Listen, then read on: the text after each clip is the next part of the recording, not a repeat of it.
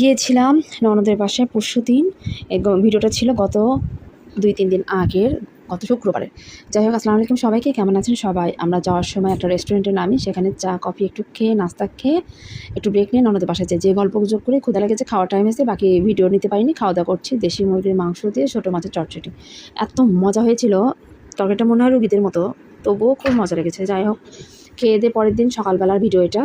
সকালবেলা উঠে খিচুড়ি বসেছি, সবাই খাবে একসাথে খিচুড়ি। এত মজা হয়েছে কী বলবো। যাই হোক, খিচুড়ি খেতে বসেছি, ঘি দিয়ে মজা করে খিচুড়ি খাচ্ছি, একটু রেস্ট নিচ্ছি, যেহেতু অনেকগুলো রান্নাবাড়ি আছে। আজকে আমার ননদের বড় ভাইয়ের একমাত্র ভাস্তি, তার বিয়ে হয়েছে। বিয়ের ভিডিও আমি যদিও আপলোড করতে পারিনি, রিলস ছেড়েছিলাম।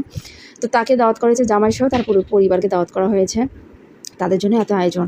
তো আমি খাওয়া দাওয়া শেষ করে আবার রান্না করতে চলে এসেছি। ডিমের কোরমা করছি, এখানে বসিয়েছি, একটা একটা করে রান্না নামিয়ে নিব। যাই হোক, ডিমের কোরমা হয়ে গেছে।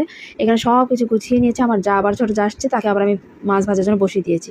তো গরুর মাংস অলরেডি আমি আগেই সকালবেলা রান্না করে ফেলেছি, বুটের ডালও রান্না হয়ে গেছে, এখন বাগা দিয়ে দিচ্ছি। তো যাই হোক, এখানে চিংড়ি মাছ বসিয়ে দিলাম। চিংড়ি মাছ প্রায় ধুয়েটা পরিষ্কার করে নিয়েছি। চিংড়ি মাছ রান্না কমপ্লিট, অলমোস্ট সব কিছু ক্লিপ নিতে পারিনি। এখানে পোলাও বসিয়েছি, গুঁড়ো দুধ দিয়ে আমি একটু ভাত ধরে নেব। যাই হোক, ওর বাসার পরিবেশটা কিন্তু বেশ সুন্দর। তো এখন এখানে রাত্রের জন্য আবার চিকেন ফ্রাই খাবে বাচ্চারা, তাদের জন্য চিকেন ফ্রাই ম্যারিনেট করে নিচ্ছি। চিকেন ফ্রাই ম্যারিনেট করে রেখে দেবো, রাত্রেবেলা ভাজলে ক্রিসপি হবে। আর এখানে কিছু চিকেন রেখে দিলাম, সেটা থাই সুপ খাবে। এখানে কাবাব রেডি করে নেওয়া হচ্ছে। কাবাবটা অনেক সুন্দর করে ম্যারিনেট করে রেখে দিয়েছিলাম, তারপরে মেখে ভেজে রেডি করে নিই। এখানে খাবারের সময় পার হয়েছে 2:45 প্রায় বেজে গেছে। আমি গোসল না করে তাদেরকে খাবারের ব্যবস্থা করে দিলাম, যে অনেক আগে আসছে তারা, তাদেরকে হালকা পাতলা নাস্তা দেওয়া হয়েছিল। তারপরেও খাবারের টাইমে খাবার না দিলে কেমন হয় না। তো সার্ভ করতে চলে গেছি, এখানে সবাইকে খাবার দিচ্ছি। আমার ভাসুরের মেয়ে, তার আত্মীয় স্বজন সবাই নিয়ে, শ্বশুর শাশুড়ি নিয়ে বসেছে। তাদের খাওয়া শেষ করে আমরা আবার খেতে বসেছি, যে অনেক লেট হয়ে গেছে। এটা আমার ননদ, এটা একটা ভাগ্নি, আমার যা, আমরা সবাই একসাথে খেতে বসেছি।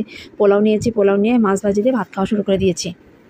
খাচ্ছি গল্প করছি, এটা সেটা গল্প করছি। আবার তাদেরকে নাস্তা দিতে হবে, নাস্তার আয়োজনে চলে গেছি। চটপটি বসিয়েছি অলরেডি, নাস্তা লাচে এক গাবলা তৈরি করে নিয়েছি অলরেডি। এখানে ফ্রুট কাটতেছি, কেটে তারা চলে যাবে, তাড়াহুড়ো করতেছে, খুব তাড়াহুড়া, যে বাসায় কেউ নেই। তাদেরকে একবারে সন্ধ্যা নাস্তা দিয়ে দিলাম, যদিও বৃষ্টি এসেছিল। যাই হোক, নাস্তা তাদেরকে দেওয়া হয়েছে, তারা খেয়ে দিয়ে চলে যাবে। আর এখন আবার রাত্রে আরেকটু চাইনিজের আয়োজন আছে, এরা সবাই চলে যাবে, শুধু আমি থাকবো।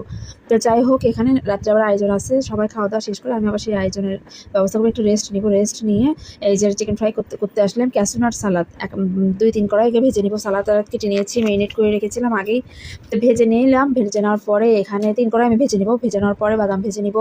তো আস্তে আস্তে করতেছি। এখন বাজে কিন্তু অলমোস্ট রাত প্রায় 12:15 বাজে।